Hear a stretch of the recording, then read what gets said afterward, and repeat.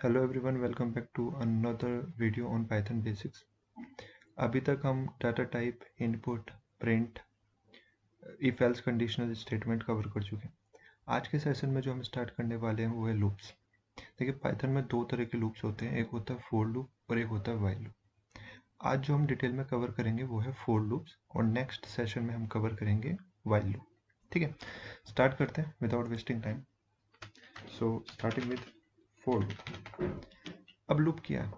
तो क्या होता है प्रोग्रामिंग में, कई बार आपको एक ही स्टेटमेंट मल्टीपल टाइम एग्जीक्यूट करनी पड़ती है। तो अब आप उसको मैनुअली करोगे तो उसमें टाइम लगता है। लेट्स सपोज की एग्जांपल मैं यहाँ पे प्रिंट करना चाहता हूँ 1, then I want to print 2, then I want to print 3 and so on. ठीक है, अब इसमें क्या है कि अगर मैं इसको एग्जीक्यूट करूँगा 1 2 3 यहाँ पर आया, बट अगर यही मुझे अगर 100 नंबर यहाँ पे प्रिंट करने होते या 10 नंबर प्रिंट करने होते तो मल्टीपल लाइन कोड हो जाता। ठीक है, तो इसी चीज़ को अवॉइड करने के लिए कि जहाँ पे आपको रिपीटेशन करना हो, इटरेशन आपको यूज़ करना हो एक ही स्टेटमेंट के ऊपर, वहाँ पे हम यूज़ करते हैं फॉर लूप को। अब उसका सिंटेक्स समझते हैं पहले फॉर लूप का। ठीक है, स्टार्टिंग विद बेसिक। तो फॉर लूप का सिंटेक्स कुछ इस तरह होता है, फॉर आई इन रेंज। देखो यहाँ पर अभी हम रेंज फंक्शन यूज़ कर रहे हैं टू डिफाइन द रेंज कि कितनी बार उसको रिपीट करना है फॉर लूप को। तो मान लो यहाँ पे फॉर आई रेंज मैंने किया 10। ठीक है, same I is a variable जो कि इटरेशन करेगा पूरी रेंज में। ठीक है, और अब एंटर करते हैं बॉडी में, जैसे हम स्विच कंडीशनल स्टेटमेंट में एंटर किए थे बॉडी में यूजिंग कोलोन, सेम थिंग यहाँ पे आपको करनी है, बट मैं यहाँ पे प्रिंट क्या करना चाहता हूँ, आई। ठीक है, अब यहाँ पे जब मैं अगर इसको रन करूँगा तो इसने स्टार्ट किया 0 to 9। ठीक है, इसने प्रिंट किया, देखो सिर्फ दो ही स्टेटमेंट ने 0 से लेकर 9 तक सारे नंबर प्रिंट कर दिए। बट अगर ये मैनुअली करता मैं तो 10 लाइन यहाँ पर का कोड मुझे लिखना पड़ता। ठीक है, देखो अब इसमें हुआ क्या, सबसे पहले आई ने वैल्यू ली। अब यहाँ पे एक चीज नोटिस करना, जो यहाँ पर 10 लिखा है ये स्टार्टिंग होता है 0 से। तो यहाँ पर जो एक्चुअल रेंज है वो 10 नहीं है, वो है 0 to 9। 0 to 9 टोटल एलिमेंट जो है वो 10 है। ठीक है, यहाँ पर टोटल एलिमेंट की बात हो रही है, बट जो रेंज स्टार्ट हो रही है वो हो रही है स्टार्टिंग 0। इसलिए यहाँ पे जब आई पहली बार जब इटरेशन हुआ इस लूप से, तो पहली बार जो आई की वैल्यू प्रिंट हुई वो 0 प्रिंट हुई। और कहाँ तक ये गई, 0 से 9 की। तो अगर मुझे अब यहाँ पर 10 भी इंक्लूड करना है तो यहाँ पे मुझे करना पड़ेगा 11। ठीक है, रन किया 0 से लेके 10। बट प्रॉब्लम, मैं ये 1 प्रिंट नहीं करना चाहता हूँ, मैं स्टार्ट ही 1 से करना चाहता हूँ और 10 तक मैं जाना चाहता हूँ। तो इसमें क्या होता है कि यहाँ पर हम स्टार्टिंग रेंज और एंडिंग रेंज हम बता सकते हैं। तो मैं स्टार्टिंग में करना चाह रहा हूँ 1 से और एंड में करना चाह रहा हूँ इसको 10 पे। ठीक है, बट जब मैंने ये किया तो इसने अगेन प्रिंट किया। यहाँ तो ये फिक्स हो गया, स्टार्टिंग तो 1 से हो रही है, 0 से नहीं हो रही, ये चीज़ फिक्स हो गई। बट मैंने लिखा तो यहाँ पर 10 है, बट ये अभी भी 9 प्रिंट कर रहा है। क्यों? देखिए, जो एंडिंग रेंज होती है वो होती है एक्सक्लूडेड। ठीक है, तो अगर मुझे यहाँ पे 10 लिख रहा हूँ तो ये 9 तक जाएगा, 11 लिख रहा हूँ तो 10 तक जाएगा। तो हमेशा +1 करते हैं अगर आप उसको इंक्लूड करना चाहते हो। बाकी क्योंकि मैंने यहाँ पे 10 इंक्लूड करना चाहता हूँ तो मैं इसको +1 करके 11 करता हूँ। ठीक है, अभी प्रिंट करेगा 1 से लेके 10।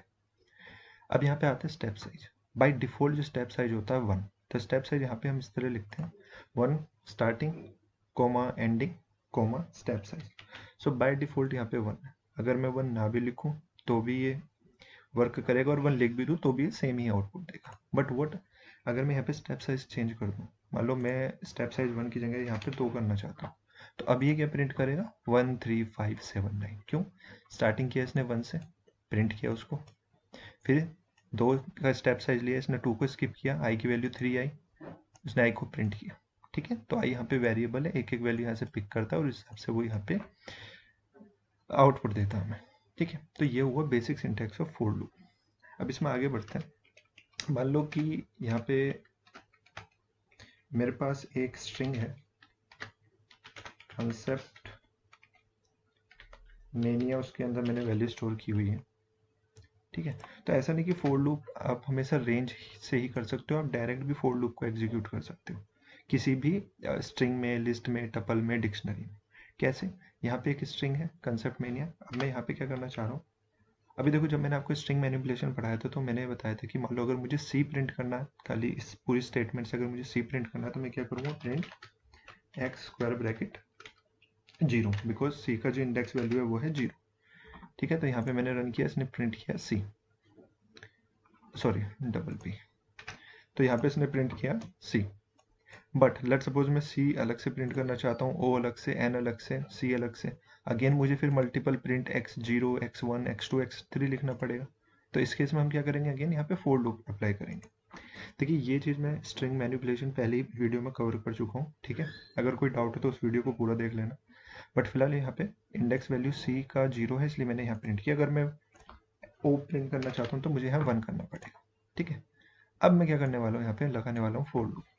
फोर, अब देखो यहाँ पे दो तरीके आई कैन, यहाँ पे दो तरीके से मैं फोर लूप को अप्लाई कर सकता हूँ। पहला मैं रेंज वाला तरीका बताता हूँ, ठीक है। Let's suppose for I in range, अब मुझे पता है यहाँ पे रेंज क्या होनी चाहिए आई की, क्योंकि आई यहाँ पे as a index value use करने वाला हूँ मैं, तो आई स्टार्ट होगा 0 से, क्योंकि इंडेक्सिंग वैल्यू 0 से स्टार्ट होती, 0 कोमा।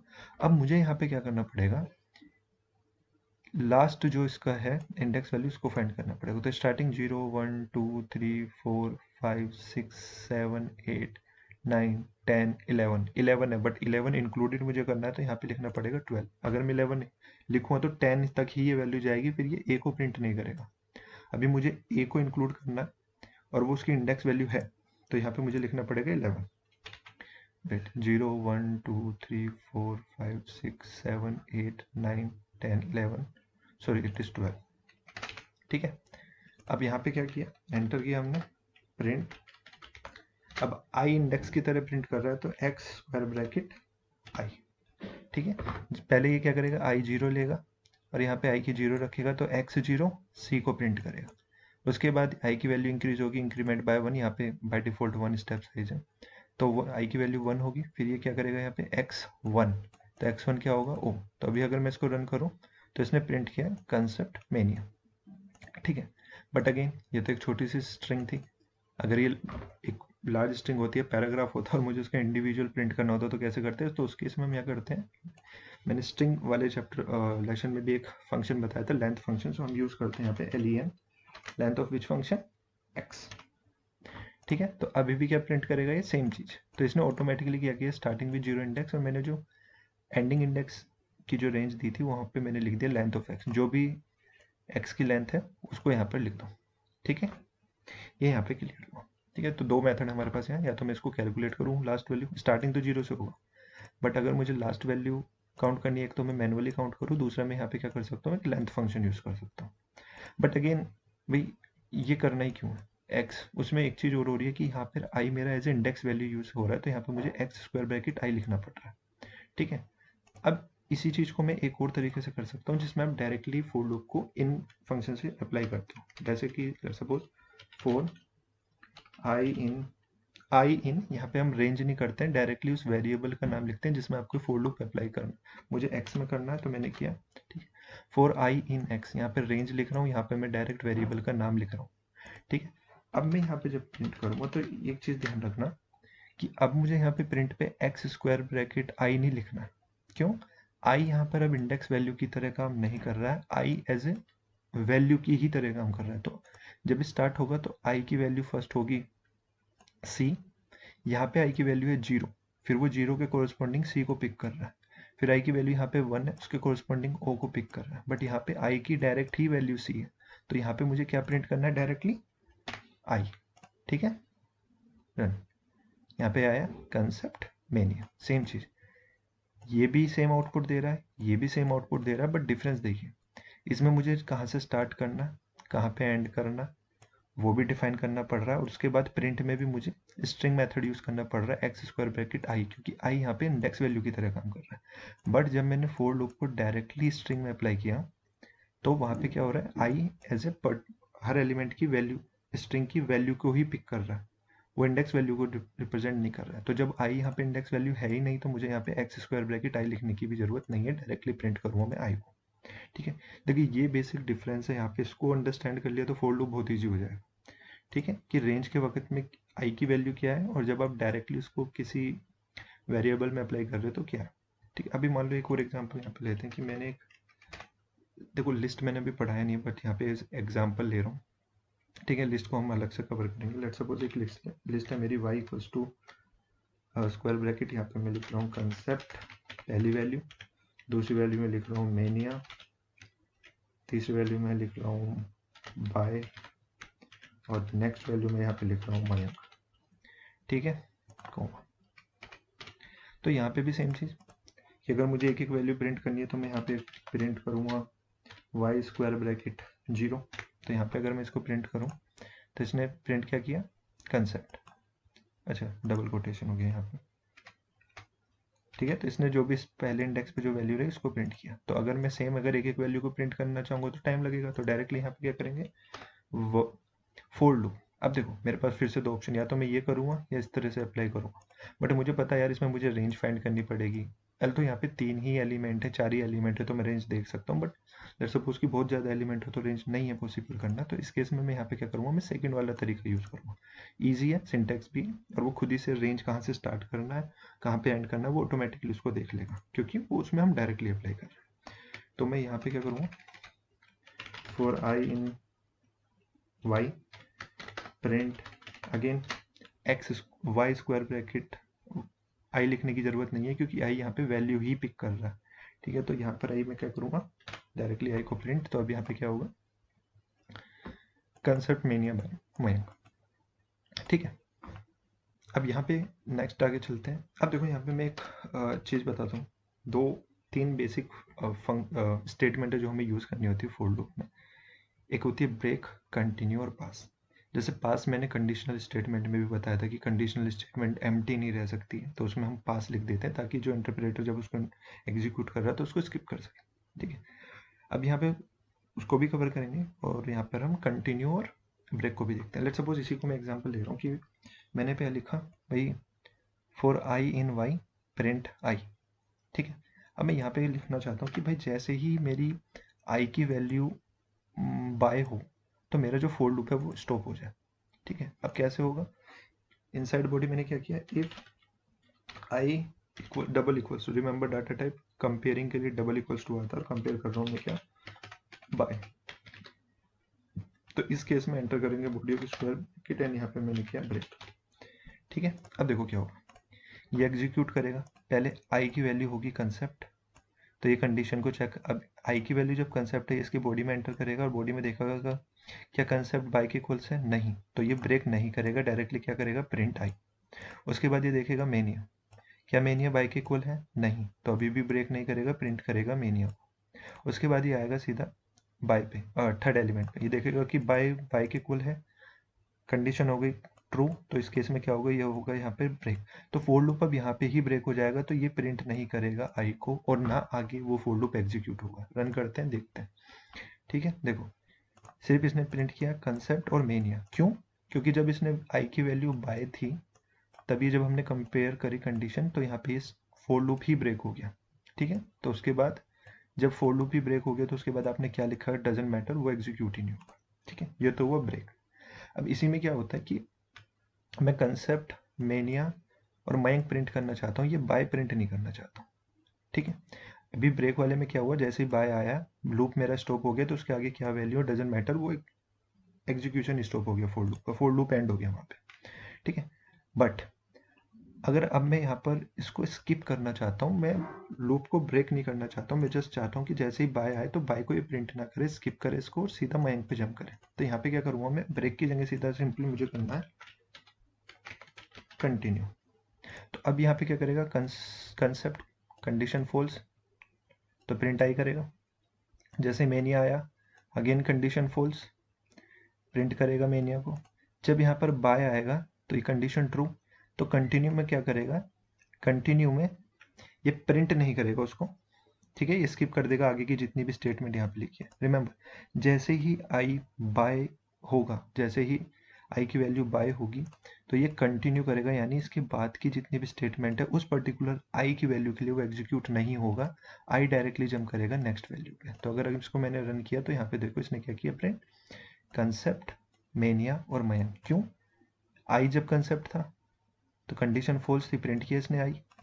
जब आई मेनिया था कंडीशन फिर से फॉल्स हो गई, फिर से इसने प्रिंट किया आई को, मेनिया को। बट जब बाय आया तो क्या हुआ, यहाँ पे कंडीशन हो गई ट्रू, और कंडीशन ट्रू होने पे इसने इस एग्जीक्यूट की कंटिन्यू स्टेटमेंट। कंटिन्यू स्टेटमेंट का मतलब है कि अब इस फोर लूप की बॉडी में जो भी है उसको करो स्किप फॉर दैट पर्टिकुलर, उस पर्टिकुलर आई वैल्यू के लिए, ठीक है। उसके बाद आई, अब देखो यहाँ पे लूप ब्रेक नहीं हुआ, उसने सिर्फ उसको स्किप किया उस पर्टिकुलर आई वैल्यू के लिए, ठीक है। तो जब आई की वैल्यू बाय थी तो उसने पूरी बॉडी को स्किप कर दिया, तो अब आई की वैल्यू जंप करेगी नेक्स्ट वैल्यू पे मयंक। अगेन ये कंडीशन क्या हो गई, फॉल्स, तो प्रिंट करेगा मयंक। तो यहाँ पर ये चीज हुई, ठीक है। तो ये हुआ यहाँ पे कंटिन्यू। अब इसी तरह यहाँ पर हम देखेंगे पास। पास स्टेटमेंट, लेट्स सपोज कि फॉर आई इन रेंज मैंने लिखा, और यहाँ पे मैंने लिखा, रेंज नहीं कर रहा हूँ मैं, sorry, for I in Y column. अभी अगर मैं इसको रन करूँ तो ये क्या होगा, यहाँ पे इसने दिया यहाँ पर एरर, एक्सपेक्टेड इंटेंडेड एरर, ठीक है, आफ्टर द फोर स्टेटमेंट। क्यों भाई, इसकी अगर आपने फोर लूप डिफाइन किया तो उसकी बॉडी को डिफाइन करना पड़ेगा, अदरवाइज एरर आएगा। बट मैं यहाँ पे सिर्फ फोर लूप डिफाइन करना चाहता हूँ, उसकी बॉडी अभी मेरे पास नहीं है, मैं नहीं करना चाहता कुछ भी लिखना तो। बट इंटरप्रेटर जो है कोड ही एग्जीक्यूट नहीं करेगा जब तक मैं इसकी बॉडी को डिफाइन नहीं करूंगा। तो उसकी मैं क्या कर सकते हैं, हम यहाँ पे लिख दो पास। तो अब जब इसको इंटरप्रेटर करेगा तो चेक करेगा, ओके भाई यहाँ पे लिखा है पास, तो मुझे इसको कुछ नहीं करना, आगे बढ़ते रहो, अपना काम करते रहो, ठीक है। तो ये हुआ यहाँ पे पास। फोर लूप का बेसिक स्ट्रक्चर देख लिया, रेंज, विदाउट रेंज कैसे उसको अप्लाई करते हैं, ये हो गया। यहाँ पे एक लास्ट चीज कवर करते हैं, वो है नेस्टेड फोर लूप। अच्छा, नेस्टेड फोर लूप से पहले मैं एक चीज और यहाँ पे बता दूं कि लेट्स सपोज यहाँ पे आप एल्स भी कंबाइन कर सकते हो। फॉर यहाँ पे मैंने क्या किया, फोर, ये हो गई फोर की बॉडी, और उसके बाद मैंने यहाँ पे लिख दिया एल्स, एल्स प्रिंट डन। देखो अब यहाँ पे क्या होगा, जब फोर लूप की रेंज चल रही है तो ये बॉडी एग्जीक्यूट होती रहेगी। जैसे ही फोर लूप की रेंज कंप्लीट होगी तो ये क्या प्रिंट करेगा, एल्स वाला पार्ट, ठीक है, टू इंडिकेट कि भाई हमारा फोर लूप जो है कंप्लीट हो गया, ठीक है। अब यहाँ पे अगर मैं इसको रन करूँ तो क्या हुआ, इसने प्रिंट किया डन। क्यों, पहले इसने फोर लूप ने अपना काम किया कंप्लीटली, कंसेप्ट मेनी और मयंक को प्रिंट किया, और उसके बाद जब फोर लूप की रेंज कंप्लीट हो गई तो ये डायरेक्टली जंप हो गया एल्स पार्ट में। तो एल्स पार्ट में जो भी लिखा उसके बाद होगा। तो फोर लूप के साथ आप एल्स पार्ट भी यूज कर सकते हो, ठीक है, जहाँ पे जरूरत पड़े, बट मोस्टली नहीं होता है यूज ये, ठीक है। तो अब इसमें आगे बढ़ते हैं, नेस्टेड फोर लूप। अच्छा, नेस्टेड फोर लूप को एक एग्जांपल से समझते हैं। लेट्स सपोज कि मल्टीप्लिकेशन में टेबल, अच्छा जैसे हमने इफ एल्स कंडीशनल स्टेटमेंट में देखा कि कंडीशन के अंदर कंडीशन जब हम लिखते हैं तो वो नेस्टेड कंडीशन होती है, तो सेम चीज यहाँ पर हम करते हैं। जब लूप के अंदर लूप हो तो वो फोर नेस्टेड लूप होता है। अभी होता कैसे वो समझते हैं। देखो लेट्स सपोज कि मैं एक मल्टीप्लिकेशन टेबल बनाना चाहता हूँ, कहाँ से कहाँ तक की, 1 2 3 4, ठीक है, 1 2 3 4 5 की मैं एक मल्टीप्लिकेशन टेबल को प्रिंट करना चाहता हूँ। तो सबसे पहले तो मुझे नंबर सेलेक्ट करना होगा कि किस नंबर की मुझे प्रिंट करनी है टेबल, और फिर उस नंबर का जो कोरिस्पॉन्डिंग मल्टीप्लिकेशन है फ्रॉम 1 to 10 वो मुझे प्रिंट करना है। तो यहाँ पे समझते हैं, लेट्स सपोज कि भाई x इक्वल्स टू 5 मैंने यहाँ, तो यहाँ पे मैंने x इक्वल्स टू 5 लिख दिया। क्यों, क्योंकि मुझे भाई शुरू के 5 इंटीजर का जो है मल्टीप्लिकेशन टेबल एग्जीक्यूट करना है। तो सबसे पहले मैं लिखूँ यहाँ पे फॉर आई इन रेंज, ठीक है। अब यहाँ पे मैं लिखा फॉर आई रेंज, रेंज कहाँ से स्टार्ट करनी है मुझे, 1 कोमा, क्योंकि मुझे जीरो का मल्टीप्लिकेशन टेबल प्रिंट नहीं करना, मुझे प्रिंट करना है मल्टीप्लिकेशन टेबल 1 2 3 4 5। तो मुझे 1 से स्टार्ट करना है, कोमा, मुझे 5 भी इंक्लूड करना है, तो मैं यहाँ पे 5 नहीं लिख सकता, मैंने बताया एक्सक्लूडेड होता है, तो 5 + 1 विच इज 6, ठीक है। तो अब यहाँ पे जो प्रिंट होगी आई की वैल्यू जो होगी 1 2 3 4 5, ठीक है। अब एंटर करते हैं इसकी बॉडी के। अब मुझे बॉडी में क्या करना है, देखो जब मेरा i इक्वल्स टू 1 होगा तो मुझे उस 1 के कॉरस्पॉन्डिंग पूरी मल्टीप्लिकेशन टेबल प्रिंट करनी है। यानी मुझे i को मल्टीप्लाई करना है 1 से, फिर 2 से, फिर 3 से, फिर 4 5 एंड टिल 10। तो अब जब मुझे एक ही नंबर को 1 2 3 4 5 10 तक मल्टीप्लाई करना है अगेन एंड अगेन, अगेन मुझे एक फोर लूप चाहिए मल्टीप्लिकेशन के लिए। तो यहाँ पे मैं एक फोर लूप लगा रहा हूँ, फोर j इन रेंज। अब इसकी रेंज क्या होगी, इसकी रेंज होगी 1 से लेकर 11। क्यों 11 होगी, क्योंकि 1 से लेके 10 तक हमें मल्टीप्लाई करना है। तो अगर मैं 10 लिखूंगा तो वो 9 तक होगा, मुझे इंक्लूड करना है 10 को, तो 11 यहाँ पे मैंने लिखा। अब मुझे प्रिंट क्या करना है, यहाँ पे प्रिंट करना है मुझे i multiply j, i multiply j, ठीक है। अब देखो किस तरह काम करेगा, एग्जीक्यूट करेंगे, बट उससे पहले एक बार मैन्युअली करके देखते हैं। जब ये फोर लूप स्टार्ट होगा तो सबसे पहले देखा गया आई की वैल्यू होगी यहाँ पे 1। रिमेंबर यहाँ पे एक पॉइंट यहाँ पे याद रखना, आई की एक वैल्यू के लिए फोर लूप की जो इंटरनल बॉडी है, एक वैल्यू के लिए फर्स्ट जो लूप फोर लूप की जो कंप्लीट बॉडी है वो पहले उसके लिए एग्जीक्यूट होगी, उसके बाद आई इंक्रीमेंट होगा। रिमेंबर दिस पॉइंट, पहले पूरी बॉडी एग्जीक्यूट होगी फिर आई इंक्रीमेंट होगा।